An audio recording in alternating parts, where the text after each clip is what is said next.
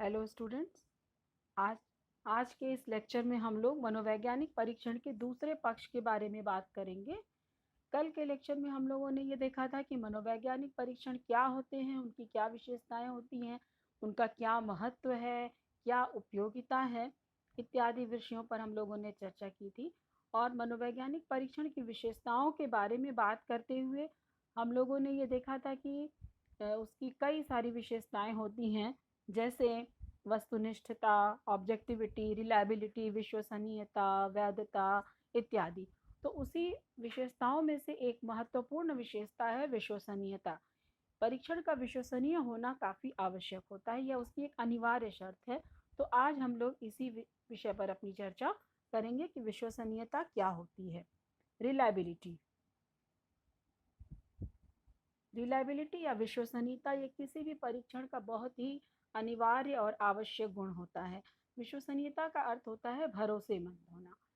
परीक्षण कितना भरोसेमंद है, अर्थात अगर किसी परीक्षण को एक से ज़्यादा बार हम किसी सैंपल पर एडमिनिस्टर करते हैं तो वह कितना भरोसेमंद है, उसके प्राप्तांक कितने एक जैसे आते हैं।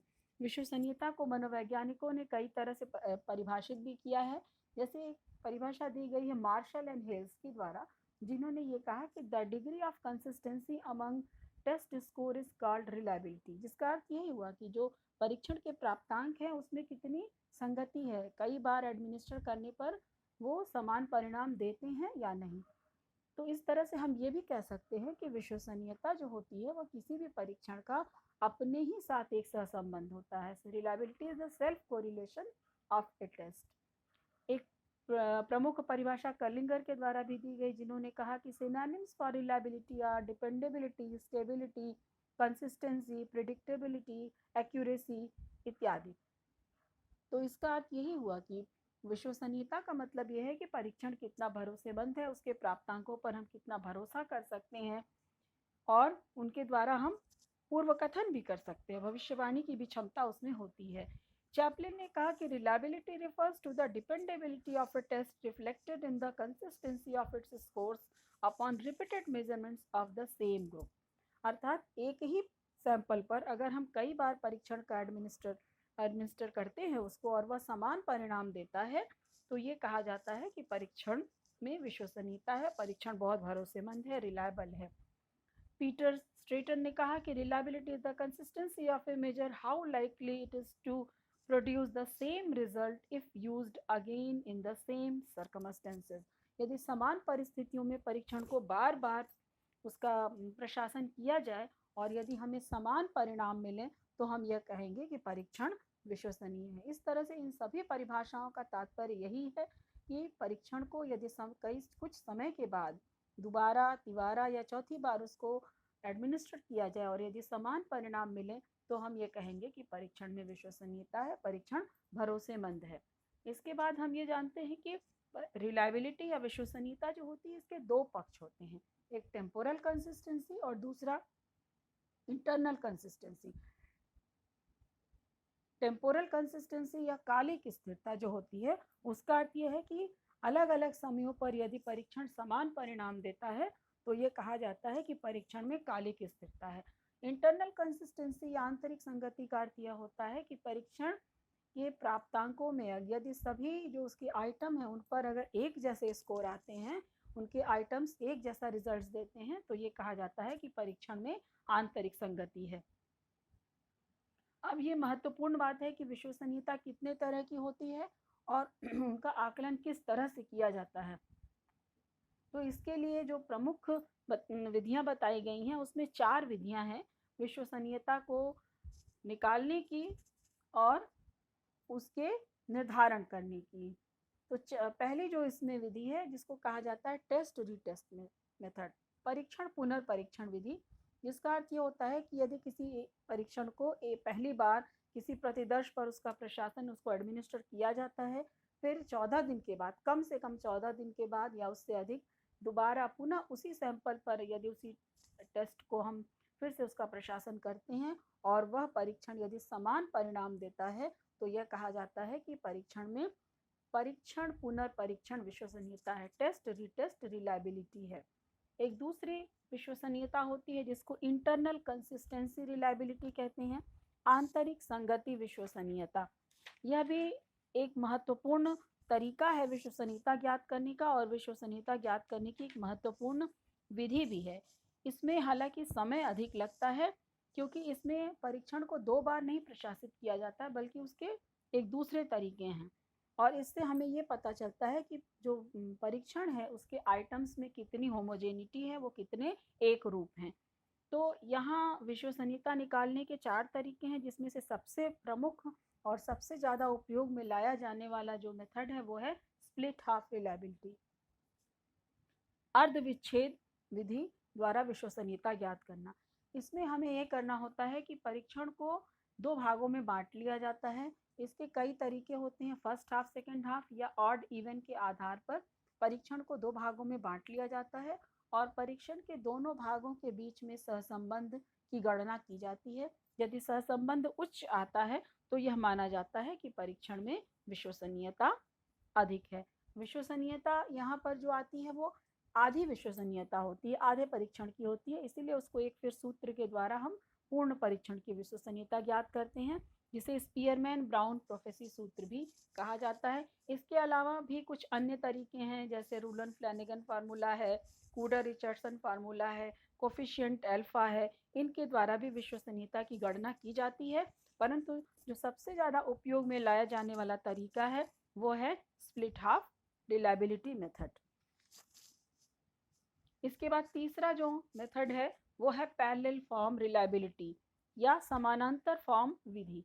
इस विधि के द्वारा विश्वसनीयता ज्ञात जो की जाती है उसमें हमें 2 परीक्षण बनाने पड़ते हैं। एक परीक्षण जो होता है उसी के समरूप एकदम एक जैसा हमको दूसरा टेस्ट बनाना पड़ता है, और उस टेस्ट दोनों के बीच में हमको सहसंबंध की गणना करनी होती है। तो सेम सैंपल पर, एक ही प्रतिदर्श पर हम पहले परीक्षण ए का प्रशासन करते हैं, फिर उसी प्रतिदर्श पर हम परीक्षण बी का प्रशासन करते हैं। उसके बाद फॉर्म ए और फॉर्म बी जो उसके दोनों प्रारूप बनाए गए होते हैं उनके बीच सहसंबंध निकाला जाता है। यदि सहसंबंध उच्च आता है तो माना जाता है कि परीक्षण में विश्वसनीयता है। परंतु यहाँ दिक्कत ये होती है कि समरूप परीक्षण का निर्माण करना एक बहुत ही कठिन कार्य है। इसके अलावा जो चौथे प्रकार की विश्वसनीयता है उसको स्कोरर रिलायबिलिटी कहते हैं, प्राप्तांक लेखन विश्वसनीयता, जिसमें इसका उपयोग कम ही किया जाता है। इसका ज़्यादातर क्रिएटिव टेस्ट में और प्रोजेक्टिव टेस्ट में इसका उपयोग किया जाता है। यहाँ पर या ये भी कह सकते हैं कि सब्जेक्टिव टेस्ट में इस तरह का उपयोग किया जाता है। यहाँ पर कोई बहुत ज़्यादा कठिन मानदंड नहीं अपनाया जाता है, केवल यह देखा जाता है कि 2 परीक्षकों के द्वारा परीक्षण का टेस्ट करवाया जाता है, और यदि उनमें आंतरिक संगति पाई जाती है, उनमें सहमति होती है, तो ये कहा जाता है कि स्कोरर रिलायबिलिटी है। ये भी विश्वसनीयता ज्ञात करने का ये तरीका है।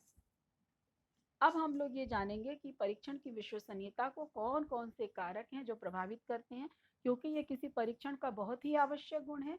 इसलिए यह जानना आवश्यक है कि कौन कौन से कारक हैं जिनका इसके ऊपर प्रभाव पड़ता है, कैसे हम विश्वसनीयता को बढ़ा सकते हैं।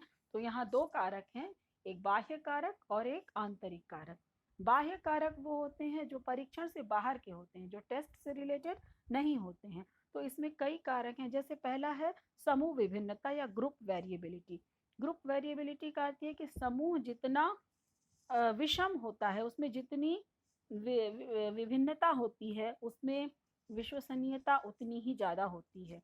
यदि समूह बहुत ही होमोजीनियस हो जाता है, बहुत ही समरूप होता है, तो विश्वसनीयता कम हो जाती है। तो इस तरह से होमोजीनिटी जितनी बढ़ेगी, जितना हेट्रोजीनियस ग्रुप होगा, जितना विषम समूह होगा, विश्वसनीयता उतनी ही ज़्यादा होगी। दूसरा फैक्टर है गेसिंग बाय एग्जामिनीज। कभी कभी परीक्षण में प्रश्नों का उत्तर देते समय परीक्षार्थियों की यह प्रवृत्ति होती है कि वह सही उत्तर न दे करके अटकलबाजी करते हैं, तुक्का लगाते हैं, तो सही उत्तर नहीं देते हैं। यहाँ सही उत्तर देने की संभावना अगर हाँ नहीं का फॉर्मेट है तो 50% हो जाती है।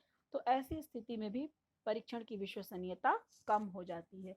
तीसरा कारक है इन्वायरमेंटल कंडीशंस। कभी कभी वातावरण के कुछ पहलुओं का भी प्रभाव पड़ता है, जैसे रोशनी है, ठंडक है, नमी इत्यादि का प्रभाव परीक्षार्थी पर पड़ता है, और उसके टेस्ट स्कोर प्रभावित हो जाते हैं। तो इस तरह से यदि हम इन इन्वायरमेंटल कंडीशंस को कंट्रोल नहीं करते हैं तो रिलायबिलिटी कम हो जाती है। चौथा फैक्टर है momentary fluctuations of the examinees, जिसमें कभी कभी ऐसा होता है कि परीक्षार्थी की जो मनोदशा होती है वो बदलती रहती है, तो वह बड़ी अस्थिर टाइप की होती है। कभी कभी तो इससे स्कोर बढ़ जाता है और कभी घट जाता है, तो इससे भी परीक्षण प्राप्त अंकों की विश्वसनीयता प्रभावित होती है। अब हम दूसरे तरह के कारकों की चर्चा करेंगे जिनको हम कहते हैं आंतरिक कारक या इंटरनल कारक। ये कारक ऐसे होते हैं जो परीक्षण से संबंधित होते हैं, उससे जुड़े होते हैं, जिसमें से पहला है परीक्षण की लंबाई या लेंथ ऑफ द टेस्ट। तो ऐसा शोधों में पाया गया है कि परीक्षण जितना लंबा होता है, उसमें जितने अधिक आइटम्स होते हैं, परीक्षण की विश्वसनीयता उतनी ही ज़्यादा होती है। इसके लिए कुछ सूत्र भी दिए गए हैं जिनके द्वारा हम यह देख सकते हैं कि परीक्षण के आइटम्स को कितनी गुना बढ़ाया जाए तो विश्वसनीयता में क्या परिवर्तन आता है। दूसरा है एकांशों में समरूपता, होमोजीनिटी ऑफ आइटम्स। तो इसमें यह पाया गया है कि आइटम्स जितना ज़्यादा समरूप होते हैं, विश्वसनीयता उतनी ही ज़्यादा होती है। अगर वो इंटर रिलेटेड नहीं होते हैं तो विश्वसनीयता कम हो जाती है। तो आइटम्स में जितना इंटर कोरिलेशन होगा, टेस्ट की रिलायबिलिटी उतनी ही ज़्यादा होगी। तीसरा फैक्टर है डिफिकल्टी लेवल ऑफ आइटम्स। ये भी परीक्षण की विश्वसनीयता को प्रभावित करता है कि जो आइटम्स हैं किसी भी टेस्ट के, वो किस कठिनता स्तर के हैं, बहुत सरल है, बहुत कठिन है या मीडियम लेवल के हैं। तो ये भी पाया गया है कि परीक्षण के जो आइटम्स होते हैं वो जितना माध्यमिक स्तर के उनमें कठिनता होती है, मॉडरेट लेवल का अगर डिफिकल्टी लेवल होता है तो परीक्षण प्राप्त अंकों की विश्वसनीयता अधिक होती है। बहुत सरल या बहुत कठिन होने से विश्वसनीयता कम हो जाती है। चौथा फैक्टर है एकांशों के विभेदन शक्ति या डिस्क्रिमिनेशन पावर ऑफ आइटम्स, अर्थात कि जो आइटम्स हैं वो कितना अच्छे तरह से डिस्क्रिमिनेट कर पाते हैं। जैसे बुद्धि परीक्षण है तो उसके आइटम से हम कितने आसानी से मंद बुद्धि और तीव्र बुद्धि का विभेदन कर सकते हैं। तो आइटम्स में जितना ज़्यादा डिस्क्रिमिनेटिव पावर होता है, विश्वसनीयता भी उतनी ही ज़्यादा होती है। और अंतिम कारक है इसमें अंकन में वस्तुनिष्ठता या अंकनकर्ता विश्वसनीयता, ऑब्जेक्टिविटी इन स्कोर्स। स्कोरर रिलायबिलिटी भी जितनी ज़्यादा होती है, ऑब्जेक्टिविटी जितनी होती है, विश्वसनीयता भी उतनी अधिक होती है। अब विश्वसनीयता जो कि एक महत्वपूर्ण और आवश्यक और अनिवार्य गुण है किसी भी परीक्षण का, इसलिए हमें यह प्रयास करना चाहिए कि परीक्षण की विश्वसनीयता ज़्यादा से ज़्यादा हो। इसलिए कुछ तरीके भी ऐसे हैं जिनको हम अपना करके किसी परीक्षण की विश्वसनीयता को बढ़ा सकते हैं। जैसे कि अगर हम समूह को हेट्रोजीनियस रखें, जैसे हम लोग पहला है कि समूह के जो परीक्षण के जो आइटम्स हैं उनकी अगर संख्या बढ़ा दी जाए, लेंथ ऑफ द टेस्ट अगर ज़्यादा है तो परीक्षण की विश्वसनीयता भी बढ़ जाएगी। दूसरा है कि अगर उसमें हेमोजेनिटी रखी जाए, समूह में विषमता होगी तो भी परीक्षण की विश्वसनीयता बढ़ जाती है। इसके बाद प्रश्नों का जो कठिनाई स्तर है अगर उनको मॉडरेट लेवल का रखा जाए तो भी विश्वसनीयता बढ़ सकती है। इसके अलावे ये भी कर सकते हैं कि जो परीक्षण के जो आइटम्स हैं, जो उनमें ऐसे आइटम्स हों जो डिस्क्रिमिनेशन पावर जिनमें ज़्यादा हो, विभेदन शक्ति यदि उनकी ज़्यादा होगी तो वो विश्वसनीयता को बढ़ाने में सहायक होंगे।